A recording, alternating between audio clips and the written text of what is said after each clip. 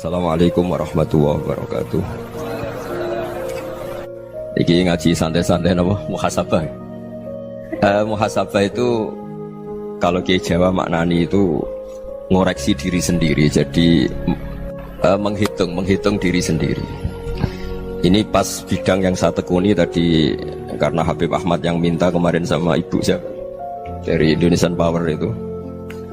Ibu Lia, saya turutin. Sekaligus saya sambil belajar terus tentang muhasabah. Dalam konteks Indonesia, muhasabah itu sudah jadi perilaku ya. Karena dulu orang tua saya, guru-guru saya kalau ngandani itu, bayangkan kalau kamu jadi dia. Jadi misalnya kita mentang-mentang atasan, otoriter sama bawahan. Bayangkan kalau kamu jadi yang bawahan itu kayak apa? Laukun tamakanah, kalau orang Arab bilang bayangkan kalau kamu di posisi dia. Makanya guyonannya orang-orang Indonesia itu kan orang ngaramkan judi gitu, bareng dikasih tahu. Tapi yang menang anak jenengan, alhamdulillah. Ternyata ngaramkan itu karena ada anaknya. Kalau anaknya yang menang ya seneng. Meskipun itu guyonan, tapi saya punya padanan itu dalam kitab Hikam. Nabi Ibrahim itu Khalilur Rahman, tentu bencinya minta ampun sama yang namanya maksiat. Suatu saat beliau diterbangkan di alam malakut. Itu kalau di Hikam saya halaman 15 juga. Saya masih ingat betul. Mungkin kalau Anda beda halaman karena beda cetakan. Setelah diterbangkan di alam malakut, diperlihatkan sama Allah. Ada orang pezina, ada orang syaribul khomri, ada orang mabuk, ada orang macam-macam. Allah tanya sama Nabi Ibrahim, bagaimana pendapat kamu Ibrahim tentang mereka yang maksiat? Kata Nabi Ibrahim, ya Allah, habisi saja mereka. Mereka hidup di bumi engkau, makan rezeki engkau, kemudian mereka tidak taat sama engkau. Singkat cerita di fase itu, saya ulang lagi di fase itu, Allah nurutin sampai sekian peristiwa, mungkin 3 atau 4. Sudah, setelah sekian tahun Nabi Ibrahim lupa peristiwa itu, kemudian beliau diminta menyembelih anaknya. Ini versi kitab Hikam. Memang versinya banyak tentang kenapa Nabi Ibrahim disuruh menyembelih anaknya. Ketika mau menyembelih anaknya, Nabi Ibrahim ragu. Huwa samratu fuadi, anak saya ini buah hati saya, kenapa engkau suruh menyembelih? Terus kata Allah, apa kamu tidak ingat ketika kamu saya angkat di alam malakut, kemudian kamu usul bunuh-bunuh, saya tidak mempertimbangkan usul Anda, tapi kenapa sekarang saya merintahkan kamu mikir gitu? Terus, ya karena ini anak saya ya Allah. Terus kata Allah, rumang samu wong sing kon mateni gak gawean kau sing gawe kowe enak wae usul mateni. Sebenarnya saya yang bikin, kemudian Anda enak aja usul membunuh. Semenjak itu Nabi Ibrahim itu di eranya itu asfaqun nas, orang paling sayang sama manusia. Karena kadang kita keras itu ya kebetulan tuh udah anak kita, ada keluarga kita. Cara orang Jawa itu kan gitu ya, kalau ada perempuan terus macak yang macam-macam pakai sepeda motor cowok, terus wah itu luput suwo, semoga-moga gini. Tapi setelah dikasih tahu, niku ponakane jenengan, semoga-moga selamat. Jadi jangan-jangan kemarin ahli ma'asi itu kebetulan tuh tidak keluarga kita. Kalau keluarga kita yang pernah salah pada kita, semangat kita mintakan maaf. Jangan-jangan kita didikte hukum sosial gitu. Jadi orang yang salah, kebetulan tuh orang yang menservis kita. Atau keluarga kita, atau orang dekat kita, jangan-jangan semangat kita mintakan ampun. Tapi kalau sama orang lain, kebetulan musuh kita semangatnya minta itu kena adab. Nah ini yang nggak boleh dalam Islam. Islam mengajarkan niru Rasulullah SAW, Nabi itu rahmatal lil alamin. Bahkan kemarin saya ngaji virtual sama beberapa habaib, ada Habib Ali Al-Jufri dari Mesir, ada Habib Alwi dari Kuitang, ada Habib Nabil Al-Musawa. Dari sekian habaib itu saya masih ingat diantaranya yang didawuhkan rahmatan lil alamin itu ketika Nabi adzahu qaumuh, disakiti oleh kaumnya, dan itu mereka masih kafir semua. Itu mereka dapat doanya Nabi, Allahumma hdi qaumi fa innahum la ya'lamun. Kayak apa baiknya Nabi, orang yang menyakiti, yang melukai, tapi Nabi masih berdoa, Allahumma hdi qaumi fa innahum la ya'lamun. Sayyidina Umar dapat doanya Nabi itu ya khina kana kafiran, ketika masih kafir didoakan, Allahumma aizzal Islam bi Umar. Itu ketika masih kafir. Itu pelajaran bagi kita bahwa yang sedang tidak cocok pun itu berdapat doa kita. Ya doa supaya kondisi kita baik, hari tambah baik. Karena agama ini Saya berkali-kali bilang limangka nayarjuwa hawal yawmal akhir. Agama ini diperuntukkan bagi yang selalu punya harapan pada Allah Subhanahu wa taala. Saya cerita muhasabah ini tentang hubungan kita dengan Allah. Di Indonesia itu banyak orang fasik, banyak orang nakal. Ya di mana-mana orang nakal itu ya mayoritas, wa aksaruhum fasikun. Tapi berkahnya harapan. Mungkin saya kira nakal sok benda, mungkin saya kira sholat sok ben sholat, mungkin sekarang belum sakhok, belum dermawan, suatu saat dermawan. Barokahnya itu kefasikan ini dianggap sementara, sedang fasik, sedang tidak benar. Karena kiai-kiai kita, para guru-guru kita, para habaib utamanya itu mesti bilang semoga husnul khotimah. Nah barokahnya doa itu semoga husnul khotimah itu menjadikan satu pola sosial.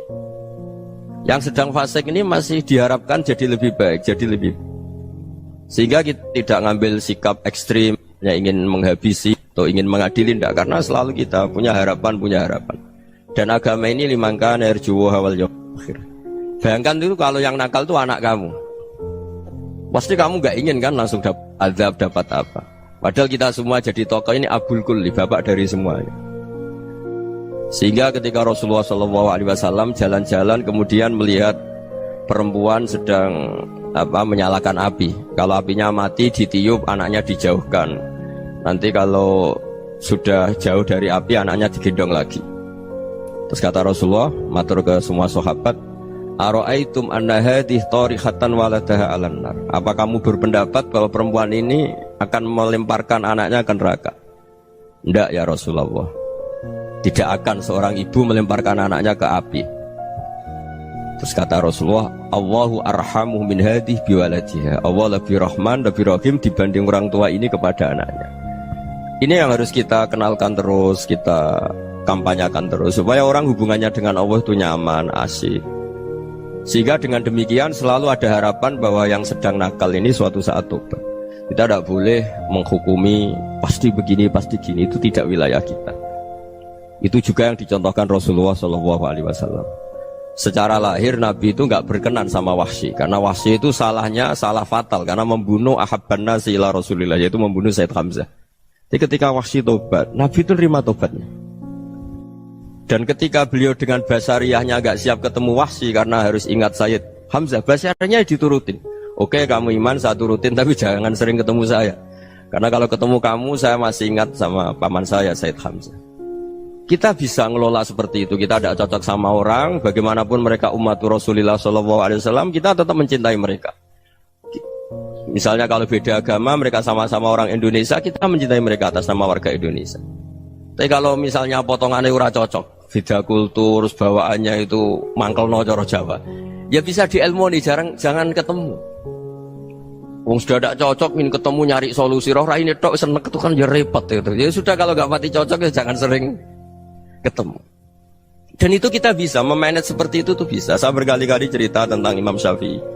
Kalau dikasih tahu ya Imam Abu Abdillah, panggilannya Imam Syafi'i, tetangga anda ini ternyata banyak yang nggak senang anda. Jawabnya beliau senang. Ya bagus kalau nggak senang saya, ndak utang saya katanya. Jadi gara-gara saman seneng aku ngatur aku ini kan. Dan mungkin saman rasa seneng kan ya enak. Jadi hidup itu dianggap happy. Kalau seneng ya teman silaturahim, kalau nggak seneng ya nggak bakal utang gitu. Baru kayak rasa seneng itu nggak ganggu. Gitu. Jadi dulu itu orang bisa ngelola seneng tidak seneng itu bisa. Karena ada kearifan hubungan dengan Allah Subhanahu wa taala. Hidupnya selesai karena masyghul bi dzikrillah, mereka sibuk dengan Allah. Makanya kata ulama-ulama tasawuf, kamu jangan melihat manusia perilakunya, tapi kamu juga harus ingat yang gerakkan semua itu Allah Subhanahu wa taala. Dengan demikian kita farah, kita senang. Makanya Nabi kalau ngutus Anas bin Malik kemudian nggak kesampaian yang diinginkan karena Anas main. Ketika garwa-garwani Nabi agak tersinggung, Nabi andaikan Allah menghendaki yang saya inginkan kesampaian, pasti itu kesampaian. Jadi dianggap kegagalan Anas gak manggil yang dituju Nabi itu ya kersane Allah, ya enteng saja. Sayyidina Ali lebih parah lagi yang dialamin. Itu dalam beliau kalau dipanggil itu gak cepet-cepet ke sana. Ketika ditanya, kenapa kamu tak panggil gak cepet ke saya? Amin tu ukubatak, karena aku tahu engkau orang baik. Orang baik itu pemaaf. Jadi makanya orang-orang soleh dulu itu bodoni itu. Makanya sekarang kalau ada orang bodoni itu mesti beda orang soleh. Kalau orang-orang soleh itu kakean husnudzon lagi sering dibodonin. Abdullah bin Umar itu masyhur itu. Kalau ada budaknya sering sholat, sergap sholat itu dimerdekakan. Akhirnya nggak sholat pun pura-pura sholat. Akhirnya juga dimerdekakan. Ketika ditanya, kenapa engkau merdekakan? Padahal mereka sholatnya menipu engkau, kata pembisik-pembisik itu. Man khoda'ana lillah in khoda'na lah. Dia nipu atas nama Allah, berarti saat tertipu juga atas nama Allah. Gak masalah dong, semuanya demi Allah Subhanahu wa ta'ala. Jadi ketika kita ketemu mensifati Allah Ta'ala itu ghafir, Allah pemaaf. Jangan kamu gak fair untuk diri kamu nyifati Allah ghafir, pada orang lain Allah kamu sifati syadidul iqab. Jadi Allah kamu atur, kayak MC tadi ngatur saya. Jadi Allah itu apa? Kalau pada saya ghafir, kalau pada musuh saya syadidul iqab. Itu tidak fair. Kalau Anda punya harapan kepada Allah karena Allah Rahman Rahim, Allah ghafir, sebenarnya Allah pada musuh kita ya bisa saja Allah ghafir, bisa saja Allah Rahman Rahim. Sehingga kita melihat orang lain yang kita tidak cocok itu ya enteng saja. Itu min ummati Rasulillah sing tanaluhu syafa'atu, tanaluhu sa'atu rahmati, tanaluhu fair. Jangan dengan kita kayak mesti dapat rahmat. Jangan orang lain kayak Allah pasti syadidul iqab. Itu tidak boleh. Sehingga ketika ada orang Badui, singkat cerita orang Badui ini kencing di masjid, semua sahabat membentak dia. Yang nggak bentak hanya Nabi tok. Saking mangkelnya orang ini karena semua sahabat bentak kecuali Nabi. Setelah dibenarin Nabi, terus Nabi nyuruh sobu ali dhanuban min ma'in. Setelah disucikan masjid itu, dia berdoa keras sekali. Allahumma arhamni wa Muhammadan wa la tarham ma'ana ahadan. Ya Allah, yang berhak dapat rahmatmu hanya saya dan Nabi Muhammad, yang lainnya jangan gitu. Karena yang lainnya itu jengkelin, gitu aja saya salah dimarah-marahin gitu. Jadi kalau kamu doa terbatas ya kayak orang Bedui ini, kayak orang Arabi. Apa kata Nabi? Laqad tahajjarta wasi'an. Allah yang rahmatnya luas menjadi kamu sempitkan. Karena kamu mau atur Allah hanya Rahman pada Indonesian Power, pada NU, pada kita, yang orang lain gak perlu dapat. Itu kan kasihan Islam, karena Islam terus gak dimiliki semua orang. Allah gak dimiliki semua orang, Rasulullah gak dimiliki semua orang, karena dipek NU, dipek ormas tertentu, dipek, gak boleh seperti itu. Gak boleh takhasyar tawasian, kata Nabi, gak boleh mempersempit zat yang rahmatnya itu luas. Ini semoga etika ini kita pakai di Indonesia. Yang sedang fase kita harapkan lebih baik. Yang sedang nggak dapat hidayah kita doakan dapat apa? Hidayah. Masyhur kan, makanya tadi saya mohon sama Habib Ali supaya Habib Ahmad supaya tetap mahalul qiyam, tabaruk sama Habib Ali. Di antara doa-doa di Simtud Duror masyhur itu antuqa bilal mudhniba minnah bil ghufran wal musi'a bil ihsan. Jadi harapannya para habaib, para orang-orang baik dulu ya, semoga yang dosa itu dimaafkan, yang sedang salah dibuka, bikin lebih baik. Nabi itu tugasnya juga gitu. Wastaghfir li dzambika walil mu'minina wal mu'minat. Nabi itu tugasnya juga memintakan ampun yang sedang salah. Nah ini cobalah jadi etika kita, muhasabah kita. Jadi muhasabah itu cara berpikir kita set, kita pikir ulang. Ternyata semangatnya seorang Nabi itu wastaghfir li dzambika walil mu'minun. Semangatnya itu memintakan ampun. Orang ahli tafsir tahu semua kalau Nabi itu tidak mungkin dosa. Jadi itu khitabun Nabi wa urida bihi ummatu, itu khitab Nabi, tapi yang dimaksud itu umatnya, karena Nabi tidak akan mengalami dzambun, tidak akan mengalami dosa. Sekarang enggak, kadang-kadang kita ini kalau orang lain salah itu semangat. Kalau di perusahaan ada teman salah, apalagi pimpinan salah itu seneng, barokahnya salah bisa ganti kan gitu. Ya, jadi kalau mungkin di dunia tokoh juga gitu, barokahnya ada tokoh salah, kita yang jadi populer sendiri, tidak boleh seperti itu. Kita harus salimus sodri di jami'il muslimin. Jadi ini harus dilatih. Saya tadi matur sama Habib Ahmad, latihan kita jadi hidup. Nabi itu kalau resep jadi wali itu kata Nabi gampang. Kata Nabi, kalau kamu ingin disenangin Allah, ya sudah. Kalau kamu asbahta wa amseta gini-gini, perasaan kamu, kata Nabi, jangan punya perasaan ghil sama orang muslimin. Itu sudah wadzalika min sunnati. Makanya Nabi ngendikan la yablughni ahadun an ahadin syai'an. Ada yang baca la yuballighni ahadun an ahadin syai'an. Seseorang jangan melaporkan ke saya tentang salahnya yang lain. Fa inni akhruju ilaikum wa ana salimus sadri. Karena saya ingin ketemu sampean semua dalam keadaan salimus sadri, tidak punya perasaan apa-apa. Karena kalau nurutin pembisik, nurutin informasi itu ya repot, karena orang pasti sepihak. Ada kiai yang top datang ke kampung-kampung ning desa-desa, kata yang seneng itu punya akhlak. Wah itu bagus orang besar datang ke kampung-kampung. Kata yang nggak seneng, Oh itu jobnya Kiai kecil kok diambil, itu kan ya kasihan itu kan sudut pandang. Makanya saya sering bilang akal kita ini cukup untuk mentasdik Rasulullah SAW. Meskipun perasaan kita kadang orang Jawa itu beda. Saya berkali-kali bilang sama peneliti dari Jogja, kenapa sih Gus para nabi itu kok poligami istrinya banyak? Nabi Dawud katanya itu berapa? Nabi Sulaiman malah jumlahnya agak terbatas ini. Nabi Muhammad itu paling sedikit.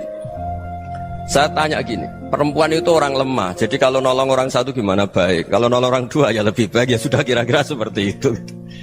Paling tidak akal kita masih tahu kalau orang baik itu kan mesti baik, nolong orang satu baik, nolong orang dua ya lebih baik, nolong orang tiga lebih baik. Tapi kalau kamu orang nggak baik, satu saja kamu terlantarin, kamu miskinkan, kamu ya tinggal diukur kan. Kalau orang baik nambah baik, tapi kalau orang buruk tambah buruk.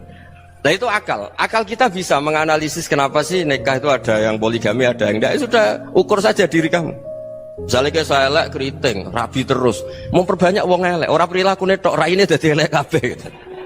Tapi nak kowe ku ganteng, alim, ganteng, sugih, anake ganteng-ganteng, berhubung kowe saleh ahli swarga kabeh, mertua yo bangga karena karir kamu meyakinkan. Ini mertua kamu aja gak bangga mau nambah. Ipar gak bangga, mertua gak bangga, desa kamu yang kamu wayai juga gak beda dengan Nabi ketika nikah Juwairiyah itu nggak ada pernikahan sebarokah Nabi dengan Juwairiyah itu Azharu Rasulillah. Di situ habis perang banyak tawanan gara-gara jadi besanya Nabi langsung dibebaskan semua karena Azharu Rasulillah. Sekarang besanya Kanjeng Nabi. Dulu Abu Sufyan memangkalnya bukan main sama Nabi gara-gara putrinya dinikah terus langsung jadi. Kalau kamu kan enggak, nikah satu, nikah lagi, satu kampung musuh kamu karena istri pertama ya cemburu, yang kedua agak bangga. Wah itu selesai itu di dunia wal akhirah. Maksud saya nganalisis Islam itu harus pakai akal. Dan akal yang dipakai, ini saya bawa ke kitab Ihya, adalah pikiran-pikiran para ulama. Makanya ketika Imam Ghazali ketika ditanya fakaifa bi muslimin fasikin asawwaha fi jami'i amri, kalau kalian ketemu orang fasik, orang Islam tapi fasik, perilakunya nggak ada yang benar. Kata Imam Ghazali jawabnya lucu, aneh. Mamin muslimin illa wa islamuhu ta'ah. Tidak ada orang Islam kecuali dia mau Islam, membenarkan Allah dan Rasul itu sudah taatnya dia.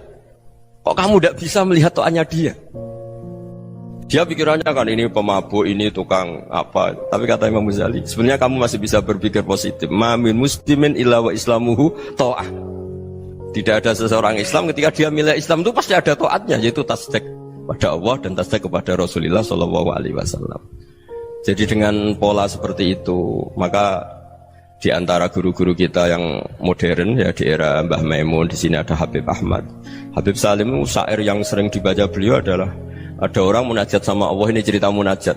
Itu orang itu ngendikan gini, ana muznibun, ana mukhtiun, ana asi, huwa rahimun, huwa ghafirun, huwa afi. Ya Allah, saya mukhti, saya orang yang salah. Ana muznib, saya orang yang dosa. Ana asin, saya sering maksiat. Tapi engkau ya Allah, engkau ghafir, pemaaf. Engkau rahim, maha pengasih. Engkau afin, yang mudah memaafkan. Kata orang ini, ya agak kurang ajar, tapi saking senengnya sama Allah.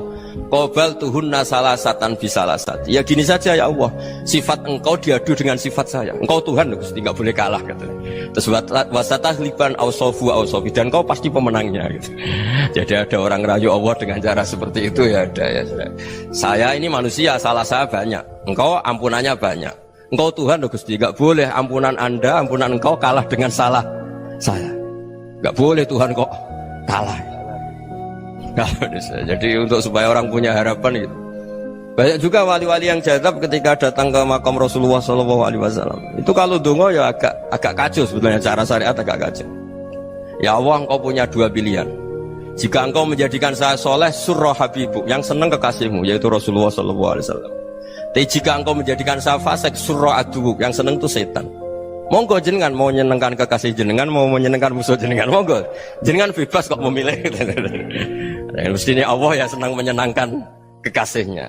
Jadi ya, intinya Allah dipaksa untuk menjadikan dia orang soleh gitu. Jadi kayak kemarin itu Pak Bu siapa yang kesini itu, Bu kuliah ke sini itu sama Habib Ahmad. Saya pertama nggak mau, lama-lama Habib Ahmad. Ini gimana Gus? Orang taunya saya dekat jenengan, kalau nggak kasil saya waduh Beb. Ini kayak doanya wali yang tadi. Nggak punya pilihan, Beb. Nggak ada pilihan ini. Jadi saya mohon muhasabah itu dimulai cara berpikir. Makanya di sini sebetulnya tag ini supaya dapat barokahnya Ihya. Ini kitab yang disenangi para habaib, para ulama. Sebetulnya tag di muhasabah itu redaksinya gini ya, yang lengkap. Hasibu anfusakum qabla an tuhasabu wa zinuha qabla an tuzanu wa tahayya'u lil ardil akbar. Jadi ada kata wazinu, jadi ukur. Perilaku Anda ini diukur, ditakar. Misalnya kita sebagai suami kan ya punya hal-hal yang kita tidak ideal.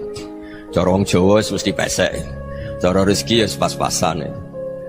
Dan kita juga kalau makanya agak boleh tanya istri begini, apa saat cinta pertama Anda? Pasti Anda kecewa. Orang jadi istri hanya korban terakhir itu. Sudah. Karena orang kalau ngelamar kemana-mana gak jadi, yang jadi istri itu pasti korban terakhir itu. Jarang istri pilihan pertama, jarang. Ayo semua yang nikah. Rata-rata itu pilihan Anda pertama Pak, dari sekian ditolak di mana-mana terus. Ya perempuan terakhir. Kamu juga korban terakhir gitu. Itu wali-wali dulu kalau ngandani kita itu sederhana. Antal ini masyhur diceritakan Habib Zain bin Semit dalam kitab Al-Manhajus Sawi. Antalam tajid min nafsika kullama turid. Fa kaifa turidu min ghairika kullama turid. Kamu yang ingin ideal saja, kamu tidak menemukan pada diri kamu untuk menjadi ideal. Kamu kan ingin ganteng, ingin punya uang banyak, ingin perilaku Anda sempurna. Anda saja yang punya keinginan tidak bisa mewujudkan keinginan Anda sendiri. Fa kaifa turidu min ghairika ma turid. Jadi antalam tajid min nafsika kullama turid. Fa kaifa turidu min ghairika kullama turid. Kamu yang punya keinginan saja. Misalnya saya ingin punya uang banyak, perilaku saya selalu benar, gak pernah salah. Loh, saya yang ingin saja dengan diri saya, gak bisa untuk benar terus. Kok kamu berharap orang lain selalu benar? Jadi anta lam tajid, ya sama. Kalau kamu menuntut istri kamu itu ramah, neriman, apa kamu neriman sama wajah istri Anda gitu? Engkau ya pola neng dindi jajaki sana jajaki sini, kamu sendiri tidak tahu apa. Jadi itu nasihat yang luar biasa. Antalam tajid min nafsika kullama turid, fa kaifa turidu min ghairika kullama turid. Kamu mau menghormati semua orang? Tidak mau kan? Kemudian Anda berharap semua orang menghormati kamu.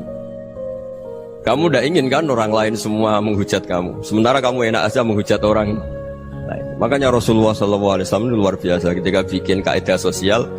Apa la yu'minu ahadukum hatta yuhibba li akhihi ma yuhibbu li nafsi. Jadi kalau ukuran iman itu sederhana. Kalau sesuatu itu baik, nyaman bagi Anda ya bayangkan itu pada teman Anda. Misalnya Anda bangun tidur sudah acak-acakan, gak punya uang, utang jatuh tempo, kan gak ingin ketemu orang. Ya kamu jangan bertamu ke jenis ini karena kalau dengan kamu yang alami juga gak siap ketemu orang. Makanya ada Habib Alim itu dilapuri sama seseorang. Beb, dulu teman saya itu ketika saya kaya itu sering main ke saya. Setelah saya miskin, mereka tidak main ke saya. Kata Habib itu bagus, sunnaul begitu itu bagus. Coba kalau kamu dulu kaya, teman kamu main kan kamu gaya. Di rumah ada makanan, bisa hormat tamu. Setelah kamu miskin jadi buruh manol di pasar atau buruh bikin boto, teman kamu datang, malu enggak kamu? Mendingan enggak datang gitu. Akhirnya baru, oh ya alhamdulillah kalau gitu. Loh iya kan dulu teman kita datang, kita ada Alphard, istri cantik, rumah bagus. Lah kita miskin, buruhnya orang pas dibentak-bentak, teman kamu udah datang. Milih datang apa enggak kalau setelah kamu jatuh? Enggak kan? Jadi barokahnya ilmu itu terus. Ya, tapi kadang-kadang orang tuh, wah setelah saya miskin teman-teman enggak kasih ke sini. Ya kalau kamu sudah jatuh, teman-teman kamu ke situ jadi tontonan. Ya mulai sekarang cara berpikir itu dirubah. Dulu yang namanya kiai itu kalau diundang orang itu ya agak-agak senang. Semenjak saya itu agak rubah. Mengundang kiai, ngatur kiai itu tak haram-haramkan ya ada lumayan lah sekarang itu sudah mulai agak beretika. Dulu itu ngundang tuh tanggalnya ditentukan, jamnya ditentukan. Enggak mikir apa kiai saat itu nganggur, enggak. Punya wadifah, enggak. Dia milih tanggal yang dia nganggur, enggak mikir pas itu kiainya nganggur apa. Enggak. Ya saya hanya cerita aja, kamu tersinggung ya monggo, boten ya monggo itu kan. Jadi saya mohonlah supaya tadi saya juga matur ke Habib Ahmad. Jadi untuk orang merasa ikut sunnah Rasul itu gampang sekali kata Sayyid Muhammad. Dulu Nabi berpakaian ala daerahnya. Kalau mikot ya pakai mikotu baladi. Karena Nabi orang Madinah dan beliau berdomisili di Madinah, ya misalnya mikotnya dari Bir Ali misalnya. Tapi kalau Anda orang kawasan Tanim mau umroh ya dari Tanim. Misalnya kawasan Jirona ya dari Jirona. Artinya apa? Kamu ngambil mikot karena Nabi mikot misalnya dari Bir Ali, bukan berarti kamu harus seperti Nabi di Bir Ali. Kamu orang Mekah, misalnya kamu orang Tanim, orang ya harus dari mikot itu apa? Baladi. Sama, makanya di fikih-fikih itu kalau teknik anak, Nabi orang Arab, halawiyatnya kurma ya kurma. Kalau orang Jawa sedegan, semua bodoh-bodoh. Ya bodoh-bodoh manis. Jadi ini tabaruk sama Sayyid Muhammad, ini ada murid beliau Habib Ahmad, saya baca supaya orang itu merasa ikut Nabi itu gampang sekali. Ini saya baca ya di halaman tadi disaksikan Habib Ahmad 433 di kitab apa begini? Manhajus Salaf fi Fahmin Nusus. Itu kata Sayyid Muhammad, wa kanat sunnatu Rasulillah annahu yat'amu ma yajiduhu fi ardi wa yalbasu ma yajidu wa yarkabu ma yajidu mimma abahu Allah taala. Faman istamala ma yajiduhu fi ardi fa huwa al-muttabi' lis sunnah. Kama anau hajjal baita min madinati, faman hajjal baita min madinati nafsih fa huwa al-muttabi' li sunnah wa illam takun hadhil madinatu tilka. Jadi intinya misalnya Nabi dulu itu ngasih sedekah kepada fakir miskin ya pakai dinar, dirham. Ya kalau orang misalnya sedekah pakai rupiah ya sudah ikut sunnah Nabi. Jangan lu Nabi pakai dinar loh, kamu kok pakai rupiah. Dulu dinarnya Nabi udah ada tulisannya Bank Indonesia, kamu kok ada tulisannya Bank. Ya tidak ada seperti itu. Ya jadi misalnya Nabi sedekah pakai tamar atau pakai al-aqid, ya kita pakai beras, pakai apa, supaya orang tuh bahwa Rasulullah itu milik kafatal linnas, milik semuanya, sehingga merasa ikut sunnah Nabi itu ya semuanya. Makanya dulu Mbah Mun kalau motivasi saya supaya bombong, kalau orang Jawa bilang bombong, wong Jawa mesti ono wong alim. Beliau menyontohkan mas itu Mbah Fadol, Senori, Mbah Ihsan Jambes, itu bisa ngarang-ngarang kitab luar biasa, padahal beliau bukan orang Arab. Imam Sibawai itu orang Persia, Imam Ghazali orang Tus itu juga ikut Persia. Kata Mbah Mun, wong sing ora Arab lah mesti untuk jatah alim kata beliau, karena Nabi itu diutus kafatal linnas. Nanti kalau orang yang alim itu Arab tok, berarti tidak ada perwakilan dari Afrika, dari Asia Tenggara, dari mana-mana. Makanya karena Nabi statusnya itu kafatal linnas. Jadi kita harus bangga sebagai Muslim, sebagai orang Indonesia, karena misalnya Wali Kutub dulu terkenalnya hanya ada di Yaman, di mana. Ternyata pernah ada juga di Indonesia, dan seperti Habib Abu Bakar Segaf Gresik. Jadi ya artinya kan tetap orang Indonesia, meskipun beliau zuriyah Rasul kan ya sudah orang apa? Orang Indonesia. Zuriyahnya Habib Ali Sentuduror sekarang di Solo. Jadi Indonesia juga dapat Alawin banyak, dari Sadatin Al-Alawin juga banyak. Jadi saya mohon barokahnya ngaji seperti ini. Melihat orang lain tuh gampang, bayangkan tuh kalau anak kamu. Makanya Nabi, nanti kalau nggak percaya lihat di Hikam nomor 15 di kitab saya itu. Di situ dijelaskan oleh Hikam, jangan-jangan semangat Anda pada orang yang maksiat, pada orang yang keliru supaya dihukum itu karena kebetulan itu udah anak Anda, itu udah keluarga Anda. Coba kalau itu keluarga Anda. Makanya kalau saya guyonan di Jogja itu, ada pembantu mecahkan piring terus dimarahi majikannya, saya mesti guyon gitu, pasti itu pembantunya tidak cantik. Kok bisa Gus? Andai kan cantik dan kamu senang mecahno piring satu, piring 1000 ra iso ngamuk kowe. Ternyata ngamuknya tuh karena mecahkan piring apa karena plus tidak cantik? Coba jawab para lelaki nih. Kamu marah sama orang maksiat tuh karena maksiat, karena plus itu udah anak Anda. Bayangkan kalau itu anak Anda. Itu hebatnya Rasulullah SAW, karena kita yang salah pun kadung umatnya, Nabi tetap ngasih fasilitas syafaati li ahlil kabair min ummati. Kayak apa baiknya Nabi? Udah ikut maksiat tapi ikut fasilitasi ngasih syafaat. Loh kalau li ahlil ibadah kan wajar, Nabi ketika ini syafaati li ahlil kabair min ummati. Ya karena tadi logika yang dibangun Rasulullah itu logika yang luar biasa. Kita semangat orang lain kena hukuman itu karena kita tidak punya rofah, tidak punya rohmah. Coba kalau Rasulullah yang bil mukminina raufur rahim. Semangatnya itu mendoakan supaya tobat, mendoakan diampuni. Dan itu juga yang diperintahkan oleh Allah Subhanahu wa taala, wastaghfir li dzambika walil mu'minina wal mu'minat. Ya semoga barokahnya ngaji ini, barokahnya Habib Ahmad, barokahnya Maulid Simtud Duror, barokahnya semua kitab madaih, tiba berjanji semuanya, barokahnya Ikhya, barokahnya Said Muhammad, barokahnya guru kita semua, Mbah Maimun, bapak saya. Kita ini ngikuti manhaj, ya, ngikuti apa? Manhaj. Saya sering didhawuhi Mbah Mun, kenapa ihdinas siratal mustaqim bukan siratoka, bukan jalan engkau ya Allah? Karena Allah itu nggak bisa kamu tiru. Allah itu tidak tidur, tidak makan, tidak kesel, tidak capek.